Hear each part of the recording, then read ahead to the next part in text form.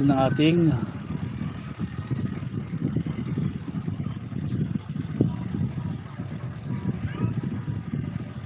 kita nyo po yung mga yan na mahirap pong hanapin yan.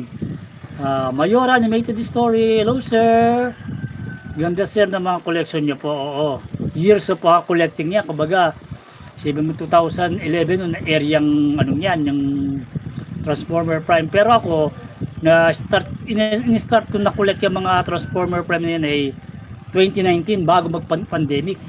2019 nung unang-ulo kong makulik ang mga Transformer Prime line. Kaya kumbaga ilang years na rin na nasa akin ngayon. It's been 5 years na.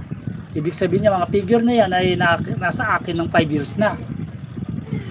5 years ko nang ano yan, kumbaga kinikip na siyempre sa pag-take care ng toys talaga kailangan meron silang maayos na cabinet. At the same time iwasan natin silang mabasa kasi dahil may mga ano yan may mga metal parts siya, yung mga screw nila. At the same time iwasan rin natin na yung alikabok talagang normal lang yun pero i-clean lang natin yan maayos na. Kaya sa pamamagitan ng pag-ikot-ikot niyan nakikita niyo mga angle tsaka nakita niyo kung ano yung height difference nila ni Bumblebee at ni Optimus Prime. Na yan ay tinatawag na first edition na mahirap pong hanapin yan, kumbaga mahirap makatsempo niyan. Ang Optimus Prime kumuha po yung third party ng APC na makaka-avail pa rin po kayo na meron pa pong nabibili sa market noon. Kaya lang ihanda nyo lang yung kanyang mga bulsa dahil medyo pricey siya.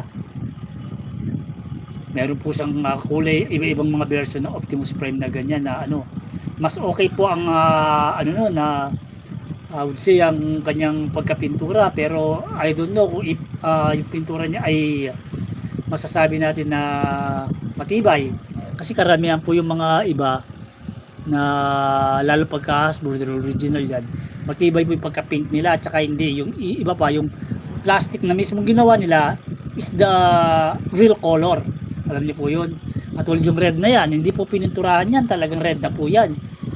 At saka yung blue ng nasa paa niya, mga talagang original plastic nila yan. Yung gray yan, nakita mo yung sa back niya, yun yung makikita mo na pininturahan nila. Pero ang original na plastic kasi pagka original na plastic po yun it means wala tayong magiging problem pagdating sa paint chips, yung matatanggal na pintura like this sa Bumblebee. Napansin nyo po yung pagka yellow niyan, yan talaga po ang kulay ng plastic niyan. Ganyan po sa mga nagmamanufacture ng to Kaya yung iba po ang ginagawa po ay they paint their figure. Okay naman po yung paint kasi makikita mo po na kaya lang extra careful lang, especially pagka nagtatransform ka. Dahil every time na magtatransform ka, may mga parts dyan na magkikiskisan at mapopors. So if ever na meron po yan na paint, yun po yung tinatawag na magkakaroon ng paint chip sa ayaw mo gusto.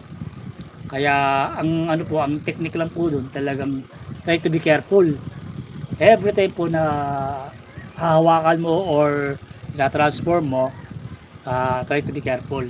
Yan po ang isa po sa mga pag-iingat ng ang mga Transformer to ibang-iba po sila sa mga action figure na mga katulad ng DC, tsaka ng Marvel, tsaka ng kung ano-ano pang mga klase ng action figure. Kasi mga action figure yun, sila po ay talagang as is na, hindi po sila nagtatransform.